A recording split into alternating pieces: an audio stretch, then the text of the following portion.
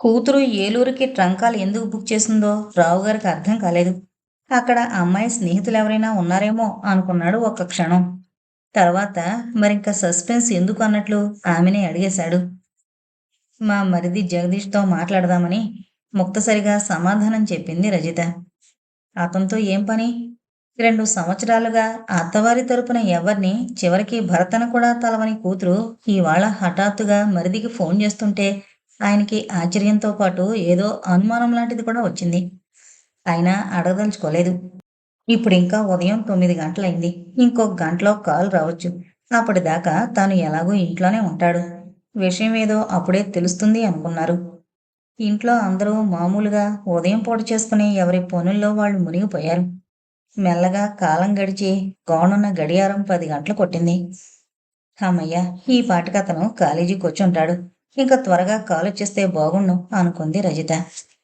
నేను మరో అరగంట వరకు ఆఫీస్‌కి వెళ్ళకపోయినా పర్వాలేదు. ఈ లోపుగానైనా ఆ కాలు వస్తుందో రాదో, పోనీ ఒకసారి ఎక్స్చేంజి వాళ్ళకి ఫోన్ చేసి పొజిషన్ ఏంటో కనుక్కుంటేనో అనుకున్నాడు రావుగారు. కానీ అలా చేయడానికి ఆయనకే ఎలాగో అనిపించింది. తన కుతూహలం చూసి కూతురు నవ్వుకుంటుందేమో అనిపించింది. మరో పావుగంటలో ఫోన్ మోగింది.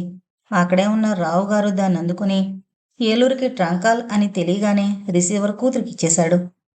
వాళ్ళ సంభాషణ పట్ల తనకేం ఆసక్తి లేనట్లుగా వరండాలోకి వెళ్ళి పేపర్ చేతిలో పట్టుకుని కుర్చీలో కూర్చున్నాడు. అయితే ఆయన దృష్టి చేతిలో ఉన్న పేపర్ మీద మాత్రం లేదు. లోపల కూతురు మాట్లాడుతున్న మాటల మీదే ఉంది. నేను జగదీష్ మీ వదిన్ని అంది రజిత. ఏదో అందరి దయ వల్ల ఇప్పటిదాకా అంతా కులాసాగానే ఉన్నాం. అమ్మ నాన్నగారు అంతా బాగున్నారా? మీ అన్నయ్య ఇప్పుడెక్కడుంటున్నారు? అని అడుగుతున్న రజిత గొంతు కొద్దిగా కంపించింది. ఆయన అడ్రస్ చెప్తావా? నీకు ఆశ్చర్యంగానే ఉంటుంది. నీకేంటి? నాలో వచ్చిన మార్పుకి నాకే ఆశ్చర్యం వేస్తోంది. నేను పిల్లలు వీలైతే ఇవాళే బయలుదేరి మీ అన్నయ్య దగ్గరికి వెళ్ళిపోతాం అంటున్న రజిత గుండెలు అవ్యక్తమైన భయాందోళనలతో కొట్టుకోవడం మొదలుపెట్టాయి.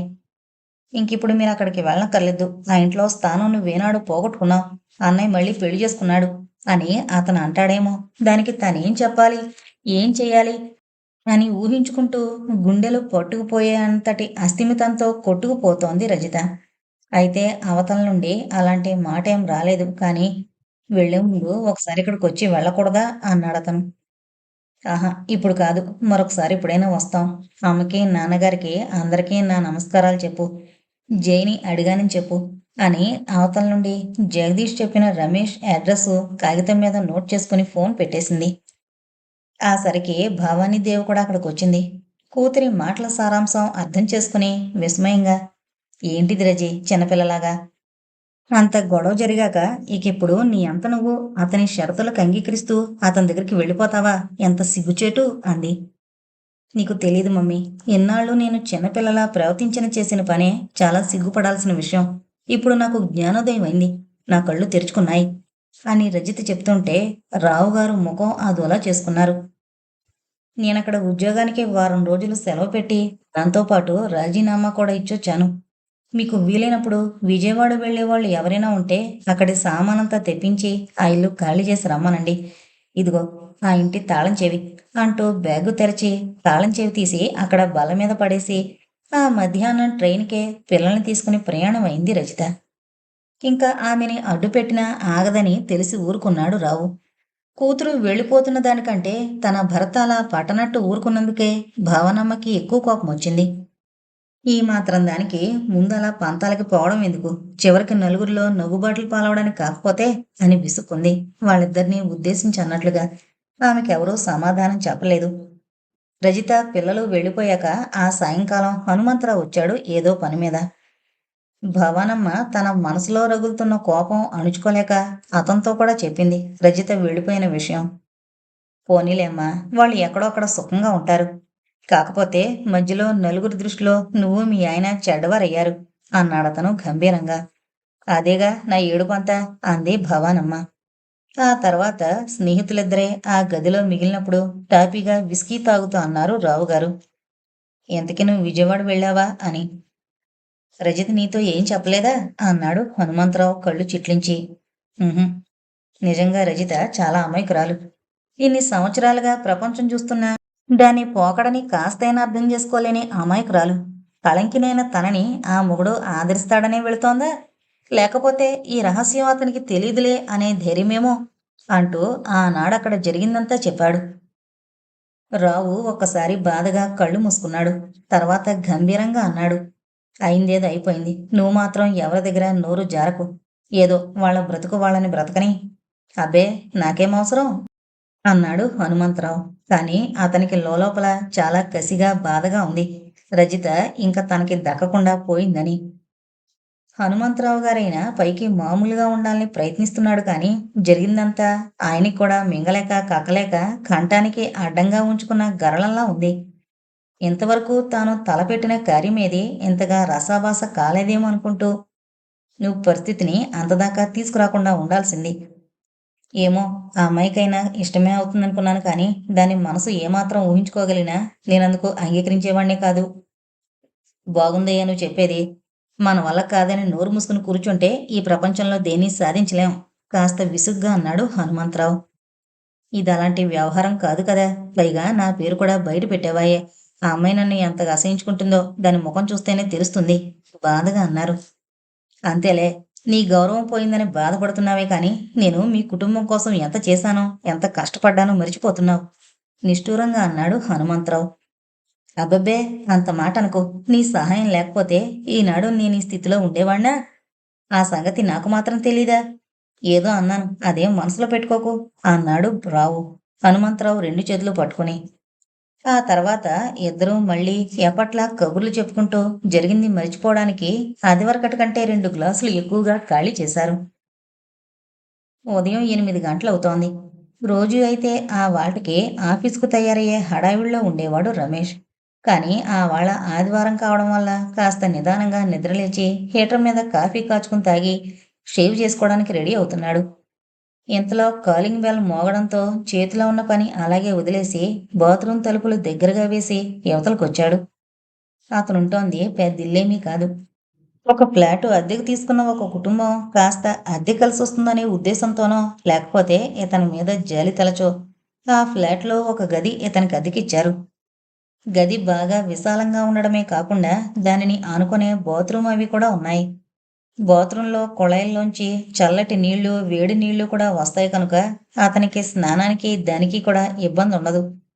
పొద్దుటే ఆ ఇంటి వాళ్ళ పని కుర్రాడే ఇతనికి పాలు తెచ్చిపెట్టి ఆ గది అవి ఊడ్చి వెళ్ళిపోతాడు. ఒక చిన్న ఎలక్ట్రిక్ స్టవ్ సహాయంతో ఉదయము కావలిస్తే సాయంకాలం కూడా అతను కాఫీ కాచుకుని తాగుతాడు. భోజనం హోటల్లో గడిచిపోతుంది. ఈ 2 ఏళ్లలోనూ 1, 2 సార్లు శారదాంబ మూర్తిగారు ఢిల్లీ వచ్చి వెళ్లారు. జగదీష్ భార్య మాలతి, వైజు వాళ్ళ భర్తలు అంతా తలోసారి వచ్చారు. మన రాజధాని నగరం ఢిల్లీపట్నం చూడాలనే వంకతో వచ్చిన ప్రతివారు రమేష్కి హితబోధ చేయడమే తమ ముఖ్య ఉద్దేశంగా పెట్టుకునేవారు. పొద్దుటే లేచి నీ చేతును కాఫీ కలుపుకుని తాగుతూ రుచి పచిలేని హోటల్ భోజనం చేస్తూ ఎన్నాళ్ళిలా కాలం గడుపుతావన్నయ్య. సంసారంలో ఆలుమగల మధ్య అనేక సందర్భాల్లో కలహాలు వస్తుంటాయి. వాటిని అంతలోనే మర్చిపోయి ఎప్పట్లా హాయిగా ఉండాలే కాని రోజుల తరబడి ఇలా పంతాలు పౌరుషాలు పెంచుకుంటే ఎలా? వదిన సంగతి మాకు తెలుసు. శ్రీమంతుల పిల్లలనే అహంభావం ఒక పాలు ఎక్కువే ఉంది. దానికి సాయం తల్లి తండ్రి మరీ గారం చేస్తుంటారు. నాకు బోల్డు డబ్బుంది. కాలక్షేపానికి ఉద్యోగం చేయడానికి తగిన చదువుంది. ఇంకా నేను ఒకరు చెప్పిన మాట ఎందుకు వినాలి అనే పట్టుదలుంది. ఆ స్థితిలో ఆమె తనంతట తాను మారుతుంది అనేది సర్వబద్ధం. నువ్వైనా నీ పట్టుదల మాని వదిన్ని బ్రతిమాలి తీసుకురా అన్నయ్య అనేవాళ్ళు తమ్ముడు చెల్లెళ్ళు. మీ వదిన లేకపోయినంత మాత్రాన ఇప్పుడు నాకొచ్చిన కష్టమో నష్టమో ఏమున్నాయి? ఈ మహాపట్టణంలో ఇల్లు దొరక్క ఎంతోమంది ఇబ్బంది పడుతుంటే నాకు మహాభాగ్యంలా ఈ గది దొరికింది. పాపం ఇంటివాళ్ల పనివాడు ఏ పని కావాలన్నా చేసి పెడతాడు. స్టవ్ మీద కాఫీ కాచుకోవడం నాకేమంత కష్టంగా ఉండడం లేదు.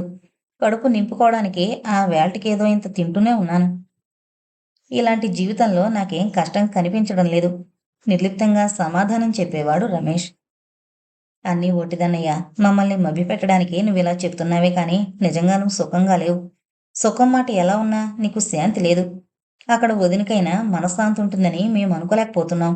ఎంత ఐశ్వర్యం పదవి పొలుకుబడి ఎన్నున్నా మనిషికి జీవితంలో ఒక తోడనేది లేకపోతే అది ఎప్పటికీ తీరని వెలితిగానే ఉండిపోతుంది అనే సత్యాన్ని వదిన ఒకనాటికైనా తెలుసుకుంటుందన్నయ్య. ఆనాడు ఆమె తప్పక తిరిగొస్తుంది అనే నమ్మకం మాకుంది. కానీ మా భయం ఒక్కటే. ఈలోగా నీ మనసు విరిగి ఎడారైపోయి నీ ఆరోగ్యం చివికిపోయి నువ్వు మాకు కూడా దక్కకుండా అయిపోతావేమోనని అంటూ వాళ్ళు కళ్ళనీళ్లు పెట్టుకునేవారు. భగవంతుడు ఎవరి నుదుట ఎలా రాశాడో అది జరిగి తీరుతుంది. భవిష్యత్తుని తలచుకుంటూ మనం ఇప్పటినుండి బెంగ పెట్టుకుని కూర్చుని ప్రయోజనం లేదు. ఇక నుండి మీరు నాకిలా నచ్చచెప్పడానికి ఎప్పుడూ ప్రయత్నించొద్దు. నా ఒంటరి జీవితం చూడ్డానికి మీకంత బాధగా ఉంటే మీరు నా దగ్గరికి రానే వద్దు అని గట్టిగా శాసించాడతను. తమకన్నా పెద్దవాడికి అంతకన్నా ఎలా చెప్పాలో తెలియక వారు ఊరుకున్నారు. శారదమ్మ మాత్రం కొడుకుని చనువుగా ఆజ్ఞాపించింది. కన్నీళ్లతో బ్రతిమాలుకుంది. స్వతంత్రంగా మందలించింది. 35 ఏళ్లకే నీ జీవితం ఇలా మూడువారిపోవాలా? పోనీ దాని దారి అది చూసుకుంది. నువ్వు మళ్ళీ ఒక ఇంటివాడవు కావాలి. మళ్ళీ నీ జీవితం చిగురించాలి అనేది. ఆ ఒక్క మాట మాత్రం చెప్పకు నాకు అనేవాడతను రెండు చెవులు మూసుకుంటూ. ఎవరో పెద్దలు కుదిరిచి బలవంతాన చేసిన పెళ్ళైతే ఏమో అనుకోవచ్చు. ప్రేమించానని కోరి చేసుకున్న పెళ్ళిది. భర్తని ఈ సంసారాన్ని వదిలి అది ఎలా వెళ్ళిపోగలిగిందో నాకు అర్థం కావడం లేదు. ప్రేమించి చేసుకున్న పెళ్లి కనుకనే అంత సులభంగా వెళ్ళిపోగలిగింది. అదేంటి రమేష్, ప్రేమించి పెళ్లి చేసుకున్న వాళ్ళు సుఖంగా సంసారాలు చేసుకోరంటావా? వాళ్ళంతా మధ్యలో ఇలా తెగదింపులు చేసుకుని వెళ్ళిపోతారంటావా? విస్మయంగా బాధగా అంది శారదాంబ. అందరి విషయం నేను చెప్పడం లేదమ్మా. నా అనుభవంలో నేను నేర్చుకుంది చెప్తున్నాను. పెద్దలు కుదిర్చిన సంబంధం అయితే పెళ్లి చూపుల రోజు దాకా వాళ్ళు ఒకరికొకరు అపరిచితులుగా ఉండి ఆ తర్వాత ఒకరి మీద ఒకరికి గౌరవం, ఆ గౌరవంలోంచి అనురాగం పుట్టుకొస్తాయి. తామిద్దరూ ఒక పవిత్రమైన బంధానికి కట్టుబడి జీవితాంతం ఒకటిగా బ్రతుకుతున్నాము అనే భావం ఇద్దరిలోనూ మొలకెత్తి అదలా దినదినాభివృద్ధి చెందుతుంది. జీవితంలో కష్టమొచ్చినా సుఖమొచ్చినా ఇద్దరం కలిసి భరించాలి అనే ఒక ఒప్పందం లాంటిది వాళ్ళకి తెలియకుండానే వాళ్లలో సుస్థిరం అయిపోతుంది. అందుకే ఎన్ని ఒడిదుడుకులొచ్చినా వాళ్ళు చలించకుండా ఆ బంధాన్ని గౌరవించగలుగుతారు. ఇక ప్రేమ వివాహం అంటావా? దీనికి మూలం పరస్పర ఆకర్షణ. ఆకర్షణలోంచి అనురాగం పుట్టి వాళ్ళు పెద్దల్ని ఎదిరించినా ఆ వివాహం చేసుకోవాలనుకుంటారు. అయితే మనిషిలో గౌరవం అనే భావానికున్న శక్తి ఆకర్షణకుండదు. ఆకర్షణ చంచలమైంది. ఏమాత్రం ఒడిదుడుకులొచ్చినా అది హోరుగాలిలో చిగురుటాకులా అల్లల్లాడిపోతుంది. అంతేకాదు, పెద్దలు కష్టపడి సంబంధం వెతకడం, వాళ్ళ కష్ట నిష్ఠూరాలు, బరువు బాధ్యతలు వేటితోనూ సంబంధం లేకుండా ఒకరినొకరు ప్రేమించుకుని అతి సులభంగా భార్యాభర్తలైన వారు అంత సులభంగానూ విడిపోగలమనుకుంటారు. పెద్దలు కుదిరిచిన వివాహానికున్న పవిత్రతా భావం, అది విడని బంధం అనే బాధ్యత వారికి అంతగా ఉండవు. ఉపన్యాసం లాంటి కొడుకు మాటలు వింటూ కొయ్యబారిపోయింది శారదాంబ. రమేష్ ఆదోలా నవ్వుతూ, నాకిన్ని విషయాలు ఎలా తెలిసాయా అని ఆశ్చర్యంగా ఉందా? అనుభవం నేర్పిన పాఠం ఇది. నా అభిప్రాయం చెప్పానంతే. ప్రేమ వివాహాలన్నీ విచ్ఛేదం అవుతున్నాయని, పెద్దలు కుదిర్చిన పెళ్లిళ్ళన్నీ సుఖాంతాలవుతున్నాయని నేనేమీ రూల్ చెప్పడం లేదు. సరేనా అన్నాడు. ఏమో బాబు, నీతో మాట్లాడలేను. పోనీ పిల్లలనైనా అని ఆవిడ ఏదో చెప్పబోతుంటే, న్యాయశాస్త్రం పిల్లల మీద హక్కు తండ్రికే ఉందని ఎలా చెప్తుందో నాకు అర్థం కాదమ్మా.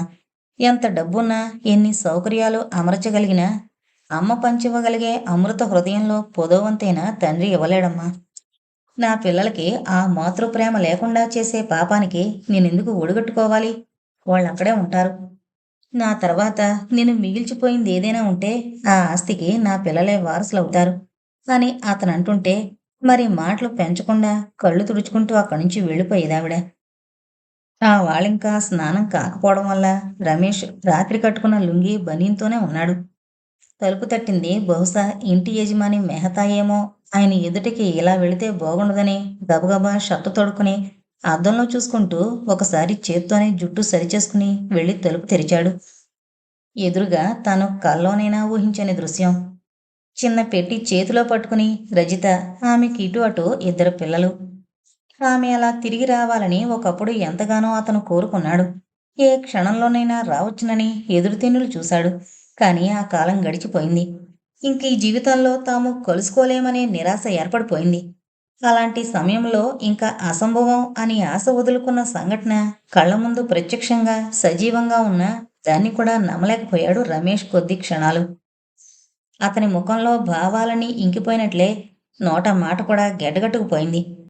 అతను తమని తిరిగి వెళ్ళిపోమంటాడా, లోపలికి రమ్మంటాడా అని ఆదుర్దాతో సంకోచంతో నిలబడిపోయిన వారిని లోపలికి రావచ్చు అని అనుమతిచ్చినట్లుగా గుమ్మానికి కాస్త పక్కగా తప్పుకున్నాడు. ఆ కాస్త అవకాశం చాలు అనుకుంది రజిత. పెట్టె చేత్తో పట్టుకుని పిల్లలిద్దరినీ నడిపించుకుంటూ లోపలికి అడుగుపెట్టి వెంటనే తలుపులు మూసేసింది. పిల్లలిద్దరూ తల్లి చేస్తున్న పనులని ఎదురుగా నిలబడున్న తండ్రిని చూస్తున్నారు. వారి నోటంట ఒక్క మాట కూడా రాలేదు. ముందుగా రమేష్ తనని పలకరిస్తాడేమో, కోపంతో దెప్పుతాడేమో అని ఎదురుచూస్తున్న రజితకి ఆశాభంగం, ఆనందం కూడా కలిగాయి. పిల్లల్ని మీకు అప్పగించి వెళదామనొచ్చాను. ఎలాగో గొంతు పెగిల్చుకునని డాడీ దగ్గరికి వెళ్ళండి బాబు, పాప వెళ్ళమ్మా అంది రజిత. తండ్రి ఏమంటాడో అని భయపడుతున్నట్లుగా మెల్లగా అడుగులు వేసుకుంటూ అతన్ని సమీపించారు. ఒకనాడు తన ఒడిలో పెరిగిన పిల్లలు ఈవాళిలా పరాయివారిలా బెదురు చూపులు చూస్తూ తన దగ్గరకొస్తుంటే రమేష్ గుండెలు అవ్యక్తమైన బాధతో పగిలిపోయాయి. అతని రెండు కళ్ళు నీళ్లతో నిండిపోయాయి. చటుక్కున రెండు చేతులు జాచి పిల్లలిద్దరినీ దగ్గరకు తీసుకుని పక్కన చేర్చుకుని తన ఇన్ని నాళ్ల వ్యధ దుఃఖం తీర్చుకోవడానికి అన్నట్లు వాళ్ళని మరింత గాఢంగా హృదయానికి హత్తుకున్నాడు. బరువుగా మూసుకున్న అతని కనురెప్పల చాటు నుండి ధారలుగా ప్రవహిస్తోంది కన్నీరు. డాడీ, మా మీద నీకు కోపం పోయిందా? 8 ఏళ్ల సుమ అమాయకంగా బెదురుగా అడుగుతుంటే, అసలు మీ మీద నా కోపం వచ్చిందని ఎవరు చెప్పారమ్మా అన్నాడు బాధగా. మమ్మీ చెప్పింది. తాతగారు, అమ్మమ్మ కూడా అలాగే అన్నారు. మేం నీ దగ్గరికొస్తే నువ్వు మమ్మల్ని కొడతావని చెప్పారు అన్నాడు 6 సంవత్సరాల సుకుమార్. వాడికి తండ్రి వాత్సల్యమో అభిమానమో అక్కగారికి ఉన్నంతగా గుర్తులేకపోయినా బాధగా రజిత వంక చూశాడు. ఒక్క మాటైనా మాట్లాడలేని రమేష్. అపరాధిలా తల ఉంచుకుంది రజిత. నాకు మీ మీద కోపమేంటి బాబు? నేను ఇన్ని రోజులు మరో ఊర్లో చాలా దూరంగా ఉండిపోయాను. నా దగ్గరికి తీసుకువెళ్ళమని పేచీ పెడతారని మమ్మీ అలా చెప్పింది అన్నాడతను పిల్లలిద్దరినీ ముద్దు పెట్టుకుంటూ. మరి ఉత్తరాలైనా రాయలేదేం? సుమ అభియోగం. అక్కడి నుంచి రాసిన ఉత్తరాలు ఎవరికీ అందవమ్మా, అంత దూరమని. పిల్లలిద్దరినీ వదిలి అతను తనని సమీపిస్తుంటే అప్రయత్నంగానే 2 అడుగులు వెనక్కి వేసింది రజిత. నీళ్లు నిండిన కళ్ళతో అతని వంక చూస్తూ, నేను మీకు పిల్లల్ని అప్పగించాలనే వచ్చాను అంది. అంటే నువ్వు నాతో రాజీ పడదలుచుకోలేదనేనా? ఈ 2 సంవత్సరాల వియోగంలో నువ్వు జీవితాన్ని బాగా అర్థం చేసుకోగలుగుంటావని, మళ్ళీ నాతో కలిసి ఉండడానికి వచ్చావని నేననుకున్నదంతా భ్రాంతేనా? చెప్పు రజిత. నీకు నా మీద కోపం పోవడానికి నేనేం చేయాలో చెప్పు. నా వ్యక్తిత్వం చంపుకోవడం ఒకటి మినహా ఇంక నువ్వు ఏ షరతులు పెట్టినా నేను సంతోషంతో అంగీకరిస్తాను. చెప్పు, నీకేం కావాలి? చటుక్కున చేయి జాచి ఆమె భుజం పట్టుకుని సమాధానం కావాలి అన్నట్లు ఆమెని ఊపేస్తూ అదోలాంటి ఆవేశంతో అన్నాడు. అసలు తమ మధ్య ఎడబాటుకి కారణం అదొక్కటే అన్న మాట మరిచిపోయిన వాళ్ళ. తెగిన ముత్యాల చేరుల అశ్రువులు రజిత కళ్ళల్లోంచి జారి బుగ్గల మీద పడ్డాయి. ఒక అడుగు ముందుకు వేసి అతను వాటిని మృదువుగా అద్దబోయాడు. చటుక్కున ఆ చెయ్యందుకుని తన 2 చేతుల్లోకి తీసుకుని వెక్కి ఏడవసాగింది రజిత. రమేష్కి ఆమె దుఃఖానికి కారణం తెలియడం లేదు. చేసిన పొరపాటుకి పశ్చాత్తాపపడి మళ్ళీ రాజీ పడ్డానికొచ్చిన మనిషి అయితే పిల్లల్ని మీకు అప్పగించాలని వచ్చాను అండమేమిటి? నీ మనసులో ఉన్న బాధేంటో చెప్పకుండా ఊరికే ఇలా ఏడిస్తే నాకేమర్థమవుతుంది? అనునయంగా ఆమె తల నిమురుతూ అన్నాడు. నన్ను క్షమించండి. మీ జీవితంలో ప్రవేశించి మీకు సుఖం శాంతి లేకుండా మధ్యలోనే విడిచి వెళ్ళిపోతున్న నన్ను క్షమించండి. అతని గుండెలకి ఖర్చుకుపోయి ఉన్మాదిల్లా ఏడుస్తోంది.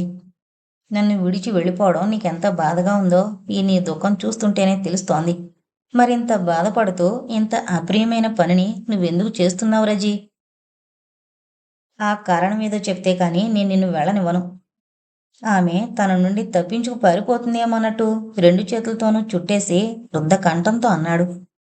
వాళ్ళిద్దరి మాటల్లో ఒక్క అక్షరం కూడా అర్థం కానట్లు చూస్తూ నిలబడిపోయారు పిల్లలు.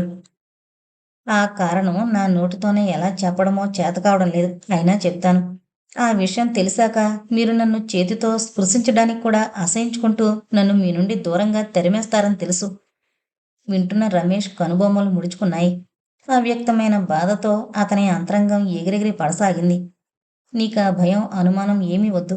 నేను అడుగుతున్నాను, అసలేం జరిగింది? ఎలా జరిగింది? జీవితంలో స్త్రీ పురుషులకి అంటే భార్యాభర్తలకి సమాన హక్కులుండాలి అని నమ్మేవాళ్లలో నేనొక దాన్నని మీకు తెలుసు కదా. ఆ హక్కులు అమలు జరిపించుకోవాలనే తాపత్రయం. స్త్రీ ఆబలి అయిన కూపస్థ మండుకం కాదు. అభ్యుదయ మార్గంలో పురోగమిస్తున్న సబలాని నిరూపించుకోవాలనే తాపత్రయం మనిషికొండడం తప్పులేదు. కానీ అవి సాంసారిక జీవితానికే, ఆలుమగల మధ్య సుఖశాంతులకే అవరోధంగా నిలబడరాదు అని నాకిప్పుడే తెలిసింది. నాకు కావలసినంత డబ్బుంది, చదువుంది, అన్నింటినీ మించి కొండంత తండ్రి అండుంది అనే అహంకారంతో, గర్వంతో పండంటి సంసారాన్ని కాలదనుకుని వెళ్ళిపోవడానికి కూడా సందేహించలేదు నేను. కానీ తలదాచుకోవడానికి వెళ్ళిన ఇల్లే కూలి మన మీద పడుతుందని, నీడ కోసం అని కింద నిలబడితే చెట్టే విరిగి మన నెత్తిన పడుతుందని నేనా సమయంలో ఊహించుకోలేకపోయాను. రమేష్‌కి విషయం అర్థమవుతోంది. ఆ వ్యక్తి పట్ల అసహ్యంతో, రజిత పట్ల జాలితో, అపరిమితమైన దుఃఖంతో అతనిలోని అణువణువు జాగృతమై అతనికి తెలియకుండానే ఆమెని పొదివి పట్టుకున్న చేతులు ఒక్కసారిగా సడలిపోయాయి. కాని అంతలోనే తప్పు చేసినట్లు సిగ్గుపడుతూ ఏదో చెప్పబోయాడు. అదేమీ గమనించినట్లే చెప్పుకుపోసాగింది రజిత. నేను మా డాడీని ఒక్కరినే కాదు, హనుమంతరావు అంకుల్ని కూడా ఎంతో పెద్ద మనిషి అని నమ్మాను. కానీ మా డాడీకి ఒకనాటికి నేనింత లోకువైపోతానని ఆ అంకుల్ ఇంక నువ్వేం చెప్పొద్దు. పద, ముందు కాస్త కాఫీ తాగి స్నానం చేద్దువుగాని అంటూ ఆమె చేయి పట్టుకున్నాడు. కానీ అతని అంతరంగం మాత్రం ఎడతెరిపి లేకుండా ఎగిరెగిరి పడే మహోధృత తరంగాలతో మదించబడుతోన్న కడలి గర్భంలా ఉంది. కర్తవ్యం స్ఫురించని ఆగ్రహానికి, అనుబంధానికి, అహంకారానికి, మమతకి, నిస్సహాయతకి, ప్రతీకారానికి మధ్య జరిగే సంఘర్షణలో కకావికలమైపోతుంది. నాకిప్పుడు ఇంకవేమీ వద్దు. మీ నుండి ఒక్క మాట వినడం కోసమే నేనింత దూరం వచ్చాను. నన్ను క్షమించగలిగితే, నేను బుద్ధిపూర్వకంగా ఈ పాపం చేయలేదని మీరు నమ్మగలిగితే ఆ ఒక్క మాట నాకు చెప్పండి అంది రజిత ఆయాసపడుతూ. తన మనసుకి, వాక్కుకి కంపనలేని స్థిరత్వం తెచ్చుకోవడం కోసం తాను చేపట్టబోయే జీవితంలో ధైర్యంగా నిలబడ్డానికి తగిన శక్తినిమ్మని ఆ భగవంతుని ప్రార్థించడం కోసం ఒకసారి కళ్ళు మూసుకుని తెరిచాడు రమేష్. ఆ తర్వాత మరింత చనువుగా, ఆప్యాయంగా ఆమె చేతులు పట్టుకుని, నువ్వు వట్టి అమాయకురాలివి రజీ. నీలో అహంకారమే తప్ప గడుసుదనం లేదని అది వరకు అనుకునేవాణ్ణి. నిన్ను ఇతరులు తమ స్వార్థానికి ఉపయోగించుకుంటారేమో అన్న ఆలోచన, గ్రహింపు లేనంతటి అమాయకురాలవని ఇవాళే తెలుసుకున్నాను. ఇంత అమాయకురాలవైన నిన్ను నేను క్షమించకపోతే ఆ భగవంతుడు నన్ను క్షమించడు. జరిగిందంతా ఒక పీడకలలా మరిచిపో. ఇవాల్టి నుండి, ఈ క్షణం నుండి మన సరికొత్త జీవితం, ఒకనాడు మనం ప్రేమికుల్లా కలలుగన్న జీవితం ప్రారంభిద్దాం అన్నాడు అనురాగంతో ఆమె కళ్ళలోకి చూస్తూ. ఆ స్నేహం, ఆ ప్రేమ, ఆనాటి కలలు అన్నీ గుర్తుకొచ్చి ఒక్కసారి రజిత కళ్ళు ఆనందంతో మెరిశాయి. సంతోషంతో ఒక్క క్షణం నోట మాట రాలేదు. చాలు, మీ ఆ ఒక్క మాట కోసమే నేను తపించిపోయాను అంటుండగానే ఆమెకి ఆయాసం ఇంకా ఎక్కువయ్యి దాహం అన్నట్టు చేయి చూపించింది. పాప, ఆ మూల కూజాతో నీళ్లున్నాయి, తీసుకురామ్మా అని కూతురికి చెప్పి, ఏంట్రజీ ఇలా అయిపోతున్నావు, డాక్టర్ని తీసుకొస్తానుండు అంటూనే ఆమెని రెండు చేతులా లేవనెత్తి మంచం మీద పడుకోబెట్టబోయాడు. వద్దండి, డాక్టర్ వచ్చేదాకా కూడా నేనుండను. ఈ కాసేపు మీరు నా దగ్గర లేకుండా ఎక్కడికి వెళ్ళొద్దు అంటూనే పాప చేతిలో గ్లాస్ అందుకుని ఆ నీళ్లన్నీ తాగేసింది గడగడ. ఆమె మాటలు లెక్క చేయనివాడిలా రమేష్ గబుక్కున అడుగు ముందుకు వేయబోయాడు. రజిత అతని చేయి గట్టిగా పట్టుకుని లేచి నిలబడి, నన్ను బ్రతికించే ప్రయత్నం చేయకండి. నేను కోరింది మీ నుండి క్షమార్పణ తప్ప ఈ మలిన జీవితాన్ని మీకు అర్పిద్దామని కాదు. నన్ను వదులు రజీ. పోనీ నా భార్యగా కాకపోతే నా బిడ్డల తల్లిగా ఎప్పుడూ నా దగ్గరే ఉందివుగాని. నాకు కావలసింది నువ్వు బ్రతికొండడం అన్నాడు దుఃఖంతో కూడుకుపోయిన కంఠం పిగుల్చుకుంటూ. ఇంకా ఆలస్యమైతే పరిస్థితి చేదాటిపోతుందేమో, అసలు ఇప్పటికే ఆలస్యమైపోయిందేమోనని భయపడుతూ. ఎంత స్వార్థం, నవ్వింది రజిత. ఆమె పెదవులు నల్లబడిపోయాయి. 4 రోజులుగా నేను ఎలాంటి నరకం అనుభవిస్తున్నానో, నాలో ప్రతి అణువు ఎలా అగ్నిలో పడి దహించుకుపోతున్నాయో మీకు తెలీదు. తెలిస్తే మీరు అలా అనరు. అయినా మిమ్మల్ని కడసారి చూడడం, మీ నుండి క్షమార్పణ కోరుకోవడం కోసం, నా చేత్తో నేను ఈ పిల్లల్ని అప్పగించడం కోసం ఇన్ని రోజులాగాను, ఇంత దూరం వచ్చాను. ఇంక ఒక్కరోజైనా ఆ నరకం నేను అనుభవించలేను. నాకు ఆ శక్తి లేదు. అలా అనుకు రజీ. నువ్వు నన్ను అర్థం చేసుకోవడం లేదు. నా అనురాగంతో నీకు నేను ఆ శక్తి కలిగిస్తాను. నువ్వు మానసికంగా అనుభవిస్తున్న నరకాన్ని నా ప్రేమతో స్వర్గంగా మారుస్తాను.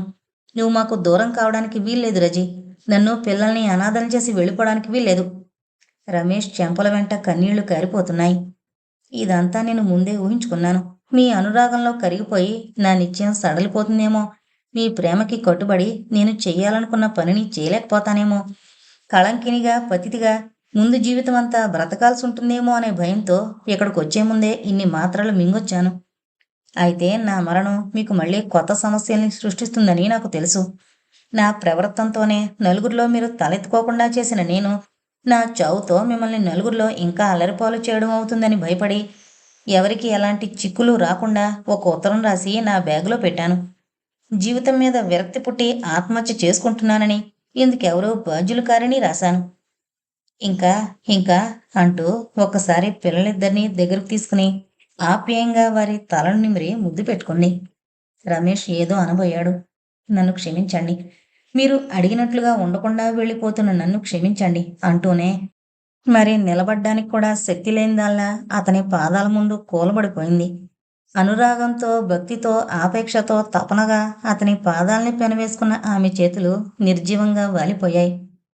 ఈరోజు తలవని తలంపుగా రజిత రావడం, తనతో మాట్లాడడం, చూస్తుండగానే తన పాదాల ముందు ప్రాణాలు వదలడం, ఇదంతా నిజమా లేక భ్రమేనా అన్నట్లు కొద్ది క్షణాలు అపరిమితుడై శూన్యం తప్ప మరే భావము లేనట్లున్న కళ్ళతో పరిసరాల్ని పరికిస్తూ ఉండిపోయిన రమేష్ నిజంగానే రజిత ఇంకా లేదు అని తనని తాను నమ్మించుకోవడానికి చాలా ప్రయాసపడాల్సొచ్చింది.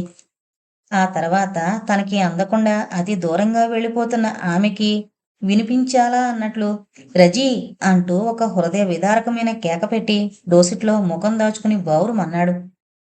తల్లి శవం మీద పడి గుండెలు పగిలిపోయేలా రోదిస్తోన్న పిల్లల్ని ఓదార్చాలన్న ఊహ కూడా అతనికి రాలేదు. ఇంతటితో ఆఫీసర్ గారమ్మాయి అనే నవల కంప్లీట్ అయిందండి. దయచేసి మన ఛానల్ను అందరూ సబ్స్క్రైబ్ చేసుకోగలరు. Thank you.